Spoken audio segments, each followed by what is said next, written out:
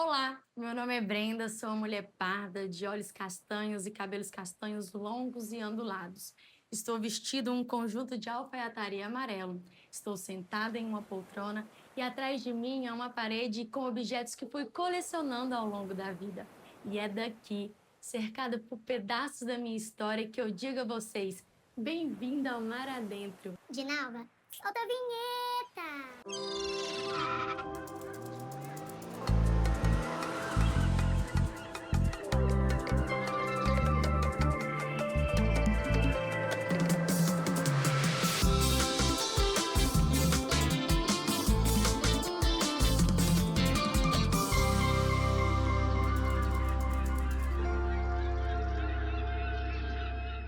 Hoje eu vou compartilhar com vocês um texto que eu escrevi e que faz parte de um livro.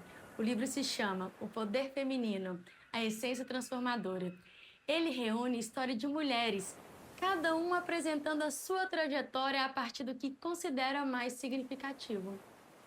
Em outubro do ano passado, recebi um convite para participar dessa coletânea e cada autora tinha 5 páginas para contar a sua história. Vocês imaginam, gente, eu, palestrinha que sou, escrever a minha vida em 5 páginas? Sem condições, não tem como. Ao me deparar com esse limite, ficou claro que não seria possível abordar toda a minha trajetória. Era necessário fazer um recorte, escolher dentro da minha história um ponto que realmente traduzisse o que eu considero mais significativo. Eu escolhi falar sobre o principal ponto de transformação da minha trajetória, a educação. Foi por meio dela que consegui construir novos caminhos, ampliar minhas perspectivas e reorganizar a forma como eu compreendi a minha própria história. No texto, eu compartilho esse recorte, a importância do acesso ao conhecimento como uma ferramenta de mudança. Para mim, essa não é apenas uma experiência individual, ela também evidencia uma questão mais ampla que ainda exige atenção e avanço. Nem todas as pessoas têm acesso às mesmas oportunidades, e a educação ocupa um papel central nesse processo. Como essa foi uma participação sem fins lucrativos e a obra não está disponível para venda, vou deixar o link com um trecho do meu capítulo aqui embaixo, para quem tiver interesse em conhecer. Agora eu vou ler para vocês o trecho que eu escrevi. Bora ler?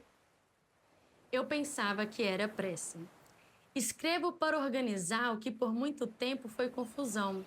Minha história não é sobre heroísmo nem sobre superação solitária.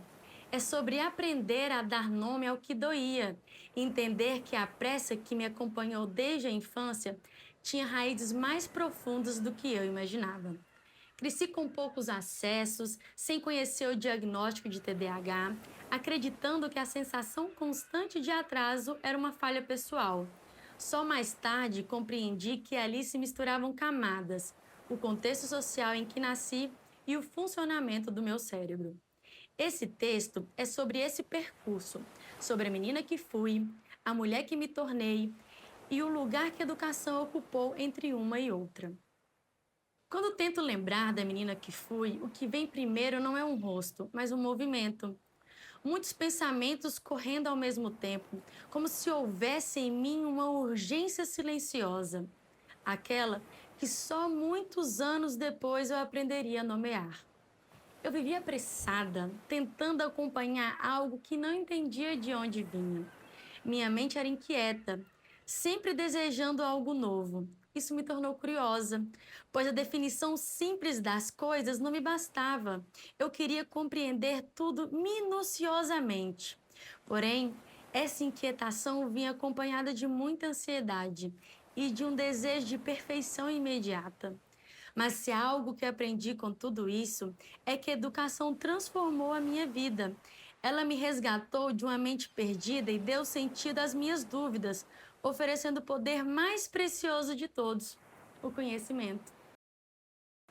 Hoje, sinto que a minha missão é incentivar esse poder em todos aqueles que, assim como eu, não tiveram muitas oportunidades de acesso. A educação é o meu ato político. E uma promessa que fiz ao meu avô José: lutar para que ela seja acessível a todos. Comecei a pedir ajuda. Professores, colegas, quem tivesse uma apostila, um resumo, um livro usado. Lia o que podia, perguntava o que não entendia. Às vezes perguntava mais uma vez ou duas. Fui chamada de chata, de puxa-saco, mas no fundo era simples, eu só queria aprender. Ainda assim, eu me comparava, estudava muito, mas não era rápida nas provas. Era sempre uma das últimas a sair da sala. Um 8,5 doía porque alguém tirou 10. E essa comparação constante começou a pesar. A cobrança maior não vinha de fora, era minha. Eu me exigia o tempo todo, como se aprender fosse desempenho e não processo. Não há nada de bonito nessa fase. É importante dizer isso. Não existe romantização possível desse tipo de esforço. Eu vivia cansada, exausta. Estudava porque não via muitas alternativas. Não havia tempo para lazer, para descanso, para descobrir quem eu era além da tentativa de ser sempre melhor. Esse ritmo cobra um preço e cobrou de mim. Quanto mais eu aprendia, mais eu via o quanto ainda faltava aprender. Eu queria ser boa rápido porque acreditava que o mundo não esperava, mas minha mente desviava, esquecia, se perdia. Eu relia um parágrafo várias vezes e isso me fazia acreditar que havia algo de errado comigo. Cresci, fui para o mercado de trabalho e descobri na prática que a tal meritocracia era um discurso bonito, até encontrar a realidade. Eu me esforcei e o esforço não foi suficiente. Precisei pedir ajuda.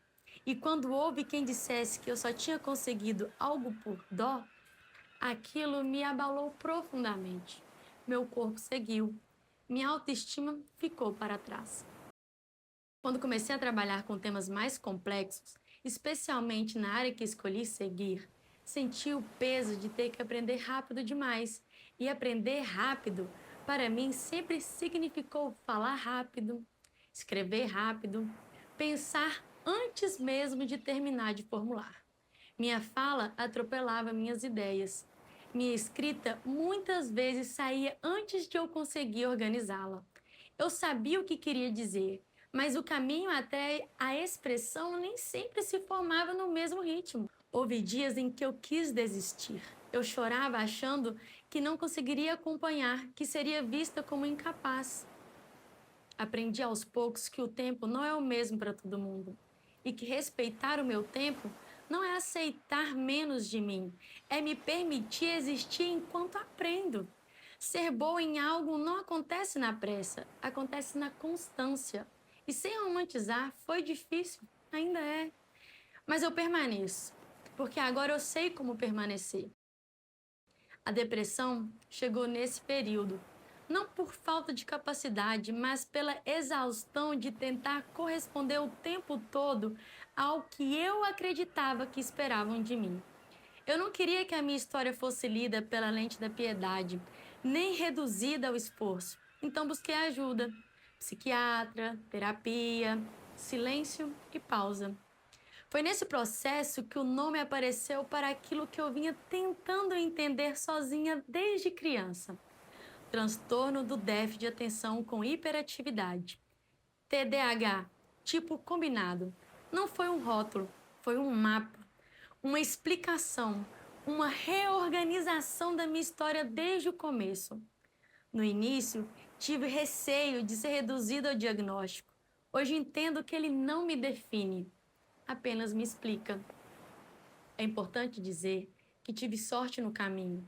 Encontrei pessoas que me incentivaram a acreditar no que eu era e não no que eu achava que precisava ser para ser aceita. Com elas aprendi que não era necessário performar a perfeição.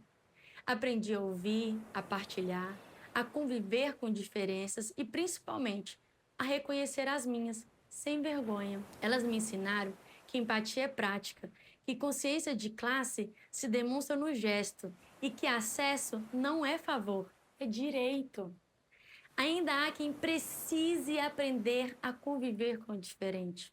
Ainda há quem confunda inclusão com piedade. Mas a solução nunca foi sentir dó. A solução sempre foi acesso, sempre foi oportunidade. Hoje, Depois de tanto autoconhecimento e amor próprio desenvolvidos, eu não corro para acompanhar o ritmo de ninguém. Hoje eu caminho no meu tempo e pela primeira vez eu me encontro enquanto caminho. Esse texto representa um recorte específico da minha trajetória, mas é um recorte que ajuda a compreender como a educação influenciou diretamente as minhas escolhas e a forma como eu passei a me perceber ao longo do tempo. Essa não é a minha primeira escrita. Eu sempre gostei de escrever. Tenho várias anotações. Registro que faço ao longo do tempo, muitas das vezes como forma de organizar meus pensamentos. Em alguns momentos são textos que escrevo para mim mesma, inclusive pensando em versões futuras. Sim, eu converso com as minhas versões do futuro. A partir disso, comecei a considerar a possibilidade de trazer esse tipo de conteúdo para o canal, um formato em que eu compartilho textos que já escrevi e faço reflexões a partir deles, como fiz nesse vídeo. Quero saber o que você acha dessa ideia. Se esse formato faz sentido para você, deixe nos comentários. E até a próxima. Um beijo.